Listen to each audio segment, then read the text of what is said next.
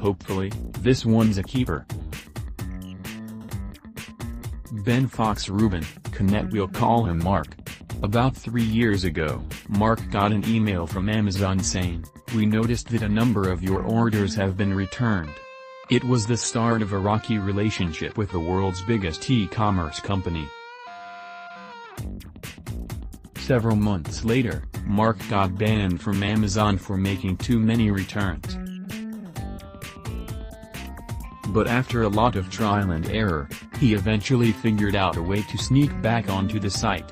"I totally understand why they do this," he said in an interview this week. "And now that I've been through it, I know how to prevent it and get around it in the future." Mark, a 22-year-old student whose name was changed for this story to maintain his anonymity, shared his cat-and-mouse game of getting back on Amazon. He said his story may help other customers avoid the same fate and, even if they get banned, no, it's not necessarily final. Amazon's practice of banning customers for excessive returns got significant attention this week after the Wall Street Journal reported on the lesser-known limit to Amazon's generous returns policy. The company says bans are rare occasions, but declined to say how many customers have been affected.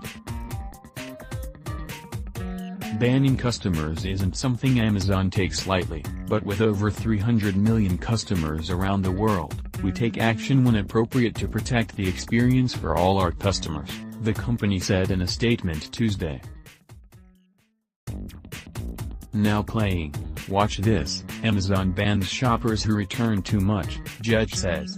Amazon didn't respond to a request for comment for this story.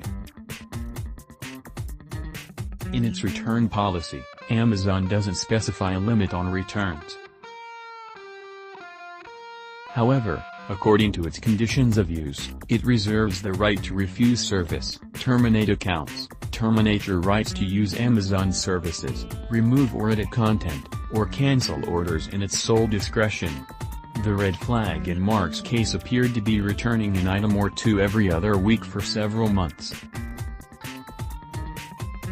The attention on Amazon's returns policy comes at a time when the company is trying to restrain its ballooning shipping costs, as the demand for more orders from its Prime members keeps growing. Last year, the company's shipping costs were $21.7 billion, representing 12% of total sales. Despite being the world's leading e-retailer, it's consistently operated on thin profit margins, explaining its need to keep returns in check. Highlighting the increased cost of Prime and its 2-day shipping perk, Amazon this month raised the price of the membership to $119 from $99. Here's what happened to Mark a few years back. Mark started making electronics repairs for his fellow college students and ordered parts from Amazon. He'd return items that were the wrong parts or defective, but sometimes would send back stuff he'd ordered extra of and didn't need anymore. Needless to say, my return history was extensive, he said. It wasn't to me crazy, but maybe to them. He got his first email from sis@amazon.com, alerting him to his many returns and asking if there's anything the company can do to improve his shopping experience, according to screenshots of emails from Amazon that Mark let Connect review. A few months later, he got another email from the same address with some sharper wording. While we expect occasional problems with orders, such large numbers of returns can suggest that customers are unaware of our return policies. We want to call your attention to our returns policies because repeated misuse can result in the closure of your Amazon account, the email continued. This Amazon site handles your biggest, bulkiest purchases. Mark's habits didn't change. A few weeks later, Amazon closed down his account, refunded part of his Prime membership and canceled pending orders. He appealed the decision by emailing back sis@amazon.com, saying he didn't believe he violated its rules, thought his returns were reasonable and asked to have his account reopened. Amazon denied his appeal and said the decision was final.